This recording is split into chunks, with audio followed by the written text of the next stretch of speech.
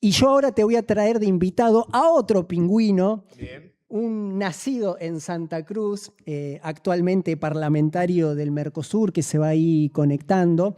Franco Metaza, voy probando primero a ver si nos escuchás bien, si te recibimos bien. ¿Cómo están? Los escucho perfecto. ¿Ustedes? Espectacular. Espectacular, se te escucha Franco como siempre. Bueno, recién veníamos acá con otro Franco, tocayo tuyo, en este caso Montali, hablando concretamente sobre la situación judicial de Cristina.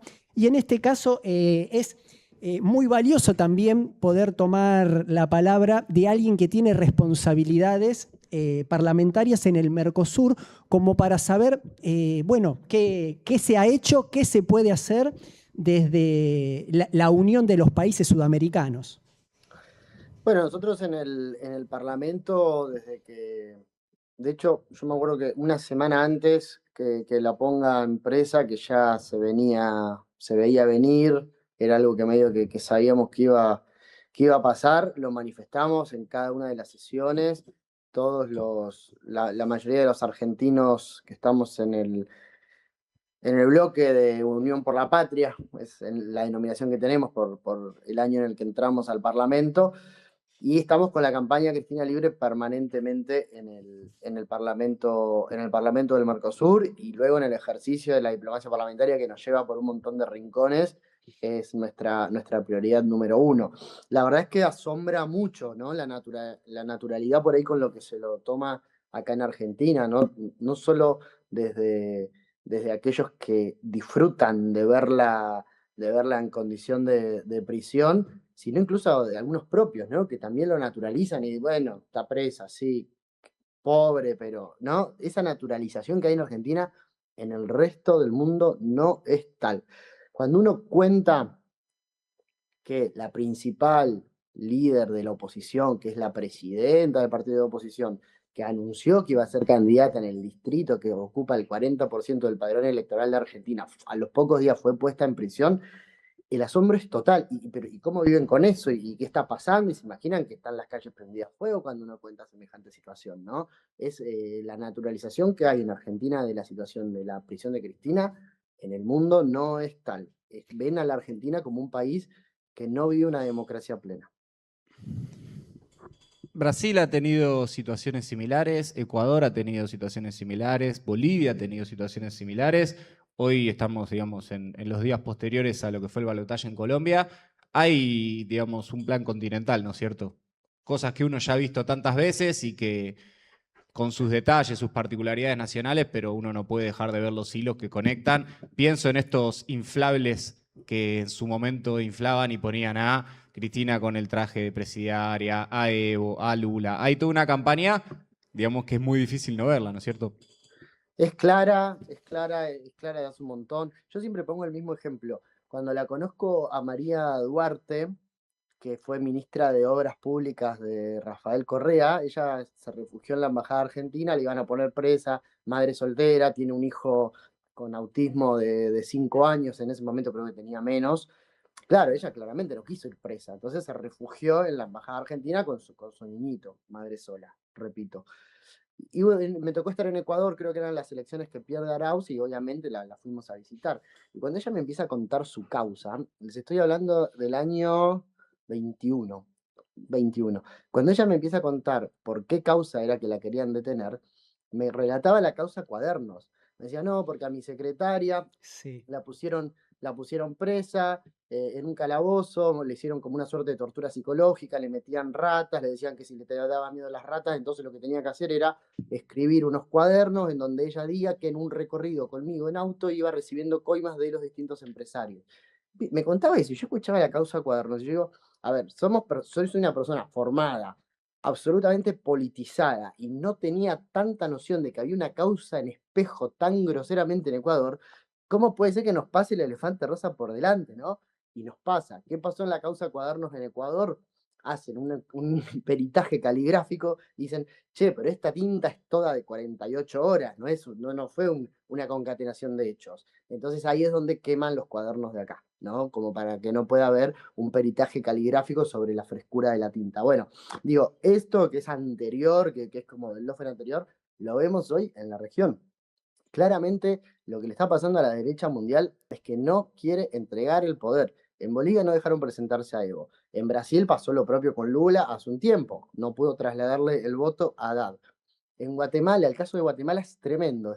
A mí me hace acordar mucho a nuestro 2015. El Poder Judicial en el último año del gobierno de este partido Semilla, que es un partido muy transversal, que uno no podría decir que es un partido comunista ni socialista, pero ni de cerca, está siendo atacado y está prohibido por el Poder Judicial de Guatemala. O sea, el partido de gobierno es prohibido, una locura, con los cuales les va a costar mucho, están ahí viendo si reinventan otro partido, les va a costar mucho presentarse y retener el poder, ni hablar en Ecuador, Revolución Ciudadana prohibida, su líder Correa en el exilio, en fin, claramente es un plan continental y hoy hay que prestar mucha atención porque si no estamos siempre llorando sobre la leche derramada, me parece que tenemos que empezar a adelantarnos un poquito a los hechos y además de este encarcelamiento y proscripción que vemos sobre nuestros espacios políticos y sobre nuestros líderes, miremos lo que pasó en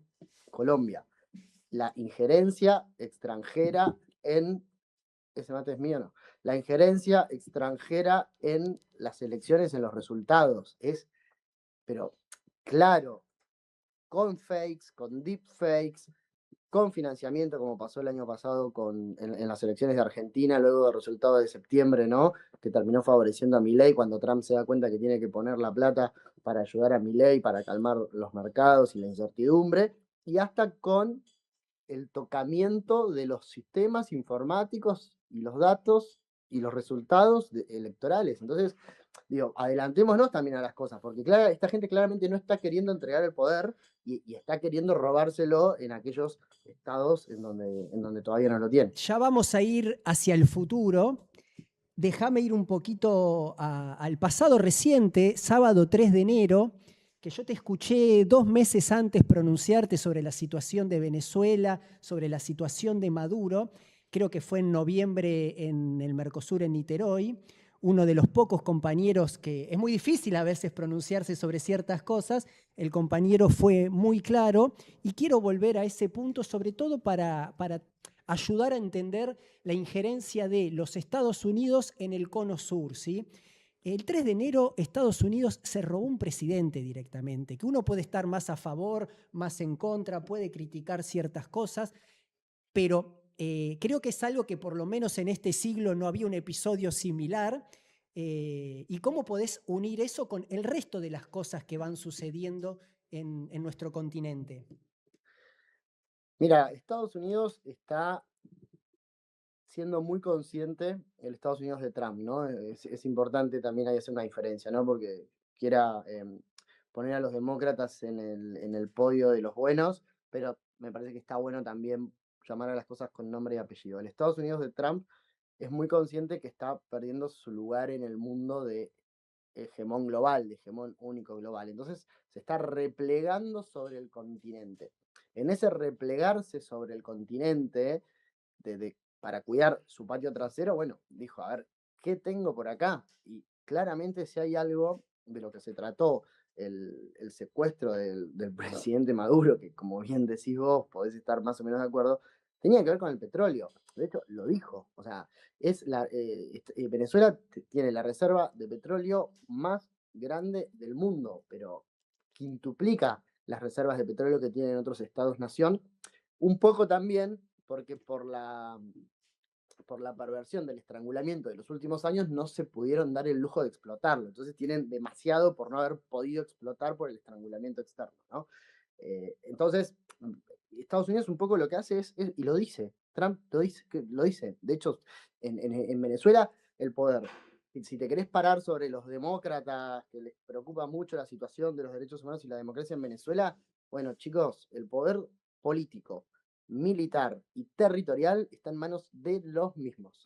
Lo único que cambió fue una ficha que le permitió a Estados Unidos, mediante el miedo y la coacción, hacerse del petróleo, ¿no? Y nadie dice nada. ¿Por qué nadie está pidiendo? ¿Por qué los mismos que antes se preocupaban tanto no piden elecciones en Venezuela? Bueno, claramente el nivel de hipocresía no es solo de nuestros amigos del norte, está desperdigado, ¿no? Y se ha vuelto sentido común. Franco, el panorama internacional, esta situación en Venezuela, uno ve lo que hizo Israel en Gaza, hay una sensación de siga bastante alarmante, ¿no es cierto? Que se desarrollan episodios desastrosos y quienes lo llevan adelante no pagan ningún tipo de consecuencia. Por ahora pareciera que reina la impunidad y la ley del más fuerte. Sí, Franco, y va a ser peor. No quiero arruinarles la tarde, los días más felices van a ser los, los días más pesimistas, pero la verdad que se viene feo, se viene muy feo. Es la ley del más fuerte. Después, otra de las cosas que ha pasado, y esto, digo, estamos entre compañeros, así que me permito tener esta reflexión. No sé si la dejaría en algún otro lugar en donde quede, en donde obren las palabras en una taquigráfica, pero también vemos que el que uno piensa que es su amigo, ¿no? Tipo China, Rusia, bueno, tampoco se meten hasta, no se van a meter a defender a Maduro, a salvar a Maduro, ¿no? Siendo un aliado clave. Lo que está pasando con Cuba es gravísimo, gravísimo. Están llevándolos casi matándolos de hambre. Es una puta locura lo que está pasando en Cuba. Y quienes en otro momento de la historia podrían haber sido aliados clave para frenar, para morigerar esto, hoy no lo vemos. El genocidio al que asistimos de Gaza en vivo, digo, nadie lo frenó. Ni siquiera, ni las grandes potencias que se paran del otro lado del contrapoder hegemónico a Estados Unidos, ni tampoco el sistema multilateral, ¿no? Y ahí digo, cuando uno también se pregunta cómo puede ser que el discurso de Milei cale tanto, que tenga las mayorías que tiene todavía a pesar de todo, y yo creo que nosotros nos tenemos que animar a discutir algunas cosas. No puede ser que Milei sea el que diga, che, la ONU está obsoleta, no sirve para nada. Nosotros somos los que cuando vemos que le pasa lo que le pasa a Cuba hace 50 años, tenemos que decir, che, a la ONU hay que darle una cachetada a ver si se despabila. El Consejo de Seguridad no ha frenado un carajo ninguna de las guerras que pasan. Me parece que estamos en un mundo bastante jodido. Ahí me gustaría volver a algo que mencionaste 2 respuestas atrás y que en este programa es motivo de preocupación, casi que parecemos, digamos, no los soldados japoneses que quedan ahí peleando en una guerra que terminó, pero siempre nos llamó poderosamente la atención el silencio generalizado en la Argentina respecto a intervenciones como la de Cambridge Analytica, por ejemplo, referías a esto de la injerencia que hubo ahora en las elecciones en Colombia y cómo todos esos procesos de inteligencia extranjera, con campañas, con difamación, con fake news, en Argentina se vivieron con mucha intensidad y en general no están en el debate público, es algo como que se ha naturalizado, que puede venir una empresa inglesa a operar al gobierno popular más votado de la historia reciente y de nuevo siga, como que no pasa nada, ni siquiera, incluso entre nosotros, es un tema que ni siquiera se menciona. Ahí tenemos como un desafío muy grande porque claramente el campo de batalla en el que estamos es ese. Entonces, ponernos a llorar porque vienen a difamar y hay que ver qué hacemos porque si no me siento medio bobo. Lo que sí creo que podemos defender y en eso ser un poquito más sostenedores de status quo es en el sistema político argentino, el sistema electoral argentino. El sistema político no, hay muchas cosas que tocar. En el sistema electoral, ¿no? Digo, el sistema electoral argentino tiene una trazabilidad absoluta. Cualquier persona que solo sepa leer y escribir puede auditar una elección desde que empieza hasta que termina, solo con saber leer y escribir porque queda todo en papel, es todo trazable. Entonces, que no nos quieran llevar con el modernismo, con la IA, con los Peter Thiel, a querer retocar algo de nuestro sistema electoral, que creo que es una de las pocas cosas que anda bien en Argentina. Ya yo creo que nosotros teníamos 2 cosas que andaban bien, eran los derechos humanos y el sistema electoral. y acá estamos llegando. Entonces, eso sí me parece que es una batalla que tenemos que dar. Guarda con las reformas políticas que nos proponen y con ese acuerdismo general y con esa noción de modernización pelotuda con el que a veces nos llevan a las trompadas. Entramos ahí, concatenamos un par de ideas, Franco, yendo más del presente hacia el futuro. Fraudes, se están repitiendo, por lo menos sospechas de fraude en las distintas elecciones que hay en nuestro continente.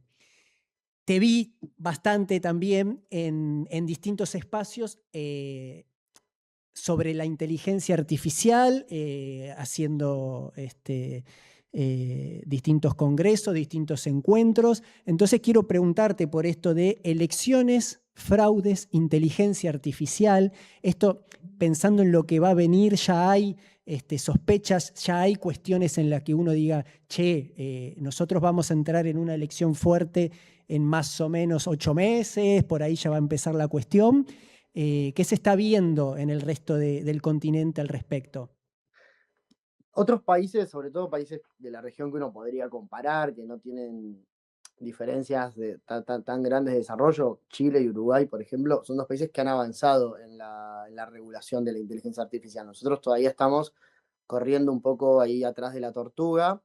El gran problema con la inteligencia artificial es que es tan complejo, o sea, es un parteaguas en la humanidad, casi como la revolución industrial, casi como la imprenta. Y entonces, algo tan grande, hasta que podés abordarlo y todo, asirlo todo, sobre todo en el marco de un consenso nacional, y te pueden llegar a pasar los años, más en un país como el nuestro, en el que es una sociedad absolutamente politizada, culta, con grandes niveles de alfabetización, ¿no? Donde todos opinan de política y está buenísimo. Es mucho más difícil en un país como este. Ahora, urge, hay que empezar a agarrarlo por partes, hay que ir de menos a más. Y sobre todo urge en lo que tiene que ver con la conceptualización de cómo regular la inteligencia artificial y de las empresas de inteligencia artificial que operan en el país. Yo siempre pongo en todos los congresos que me han invitado de inteligencia artificial y demás, yo pongo un ejemplo. Antes uno generaba valor, plusvalor incluso, cuando trabajaba. Uno trabajaba, no sé, suponte, de 8 de la mañana a 5 de la tarde, y en esa jornada laboral en la que estás produciendo algo, procesando algo, construyendo algo, era el horario en el que vos generabas plusvalor. Salías de eso y tenías tu vida para Sí. vos, el ocio, el encuentro con tu familia, con tus amigos, etc. Hoy, la mercancía más importante del mundo y la que alimenta la inteligencia artificial son los datos. Y hoy nosotros generamos datos las 24 horas del día, incluso cuando dormimos. Estamos generando datos y no en la obviedad de cuando me tomo un Uber o cuando pido algo por Rappi o cuando compro algo. No, en esa obviedad. Incluso nos leen con inteligencia artificial, nos leen los correos electrónicos, nos leen las palabras claves de nuestro chat, saben por dónde circulamos, saben en dónde se aglomera gente, saben si tomamos el 102 o el 130, saben todo y todo eso tiene un valor fundamental. Todos esos datos que generan los argentinos y las argentinas, que tienen un valor clave para alimentar a la inteligencia artificial, o sea, que son una mercancía, esa mercancía está en manos de la nación argentina. No, está en manos de empresas que radican en Andorra, en Ámsterdam o en Singapur. Bueno, eso es lo que tenemos que regular. Y eso no es tan difícil. Yo no entiendo de sistemas, no es lo mío, pero digo, hay forma de que el generamiento de datos a gran escala pueda estar en manos primero de la nación argentina, ya sea del Estado, o incluso hasta podés pensar en un sistema mixto de empresas de capital 100% nacional, no extranjerizable, en donde haya lo que se llama hoy en el mundo de cómo se está regulando la inteligencia artificial, uno de los acuerdos a los que se llegó es que tiene que ser no solo estatal, gubernamental, sino que tiene que ser lo que se llama multi-stakeholders, multiparte, de Ok. multipartes interesadas. Entonces vos podés pensar hasta en una gran empresa, un gran instituto para la inteligencia artificial argentina, en donde estén las universidades, empresas, si querés también, las empresas de capital nacional, ni hablar el Estado, ¿no? Pero bueno, son para mí discusiones que urgen. Urge y la tendencia nacional por ahora va para el otro lado, ¿no es cierto? Estamos viendo cómo el presidente propone A ver, construir las permitime acá. Traigo sociedades. el antecedente de, creo que fue Lula en este último gobierno, que se enfrentó a Twitter X A con Twitter. Elon Musk, hablando de regular cuestiones digitales. Yo imagino, interpreto, intuyo que Peter Thiel no va a otro país porque quizás en otro país no tenga las comodidades para llevar adelante sus proyectos como si los pueda tener acá. Que un magnate de esa dimensión venga, se compre una casita y apueste en este país, debe ser justamente Franco por la capacidad de no regular nada que muestra este gobierno. ¿Cómo se va contra eso? Y es difícil, porque yo pienso que a veces ni siquiera te piden tanto, están hasta dispuestos a comprar un poquito, ¿no? Pero el presidente que tenemos se entrega más de lo que le piden. Bueno, Peter Thiel también se había instalado en Honduras, generó lo que se llama una ciudad privada en Honduras, ¿no? Es una persona que lo dice, él no cree en la democracia, él cree que el futuro no es de la democracia y eso, bueno, es un problema, ¿no? Ahí se choca con los más elementales valores que tenemos acá. Y ¿Dijiste después a ciudad mí privada, otra de las cosas Franco? sí. ¿Ciudad privada, dijiste? Sí, sí, sí, en Honduras. Pongan en Entramos, Google. permitime entrar en eso porque para nosotros no me sorprende que exista algo así, pero ¿qué es una ciudad privada? Mira, es lo más parecido a Nordelta, pero mucho más murallado y sin.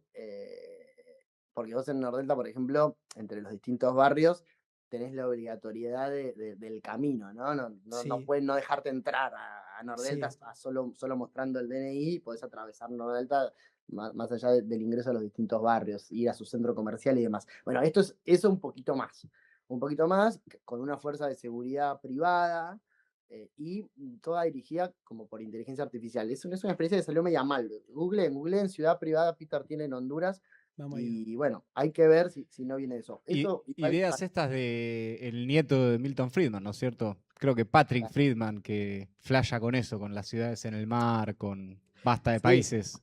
total, total. Hay que ver qué pretende hacer acá.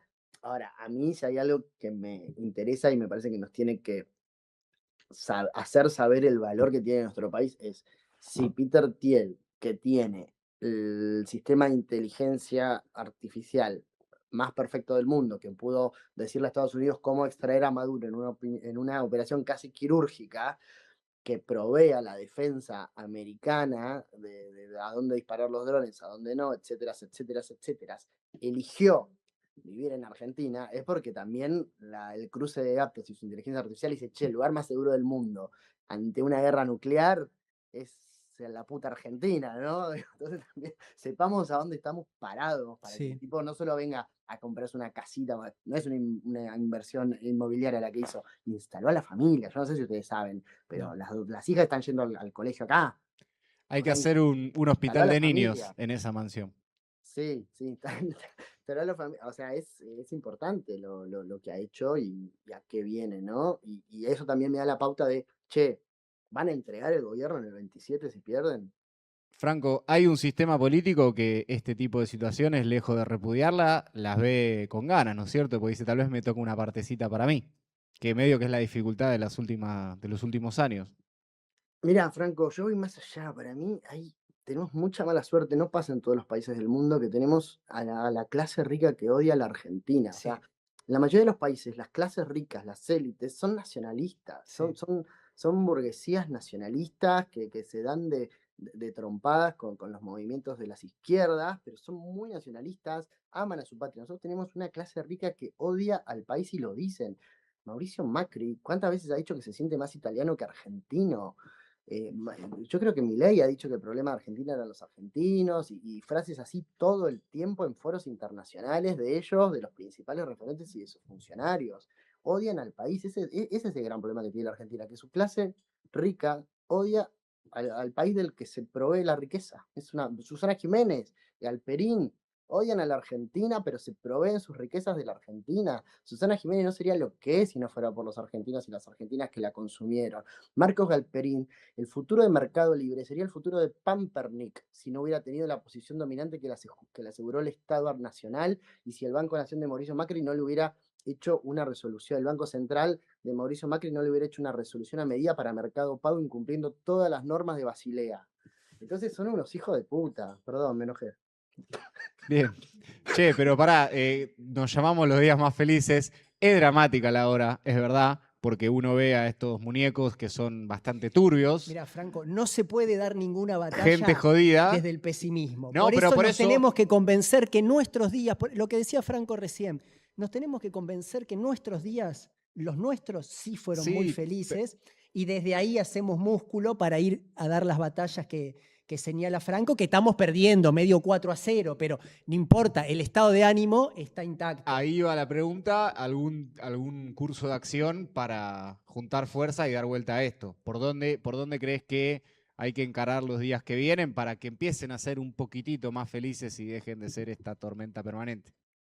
Y yo no la tengo tan clara, se me ocurren dos cosas para responderte. Primero, como militante internacionalista, ya no solo latinoamericanista, sino internacionalista, creo que hay que unir fuerzas con todos los movimientos con los que más o menos en el mundo tenemos algo en común. Yo estuve hace muy poco en lo que fue este evento en Barcelona, que se llamó el GM, que lo movió un poquito Pedro Sánchez y estaba todo el socialismo europeo. Y estuvimos un poquito criticados porque, che, ese socialismo europeo, qué progresista, que esto, que el otro. Bueno, digo, sí, obvio, me encantaría peronizar al mundo, obvio que soy peronista, pero me parece que en este mundo tan choto, tan injusto, un poquito tenemos que empezar a agarrarnos de esas 2, 3 cosas que tenemos en común, algunos movimientos a nivel mundial, porque la derecha sí está organizada a nivel mundial, y después que tenemos que empezar a escuchar y a seguir el curso de acción de nuestros compañeros y nuestros líderes que la tienen clara en la praxis política y que no le tienen miedo al poder. Yo lo escuchaba a Máximo Kirchner el sábado y digo, es por acá, o sea, yo realmente quiero estar del lado de alguien que no le quiere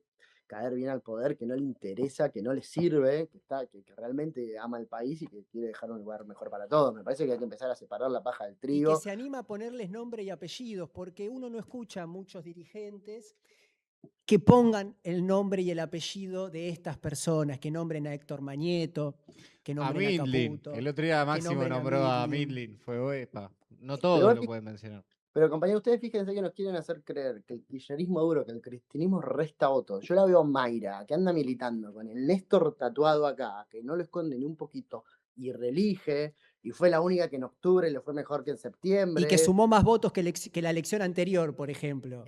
Digo, esas cosas, la cantidad de compañeros que hacen camporismo, kirchnerismo duro, y que han reelegido todos los intendentes, también en La Pampa, también en Tierra del Fuego, no solo en el conurbano. Entonces, y después ves a otros, que no quiero hacer nombres, porque hoy estamos muy buena relación, pero que pierden en su distrito un paso.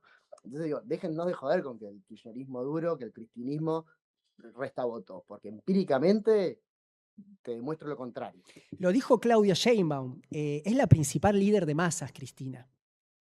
Y cada vez que se presentó a un cargo ejecutivo, ganó. No tiene una elección perdida en un cargo ejecutivo.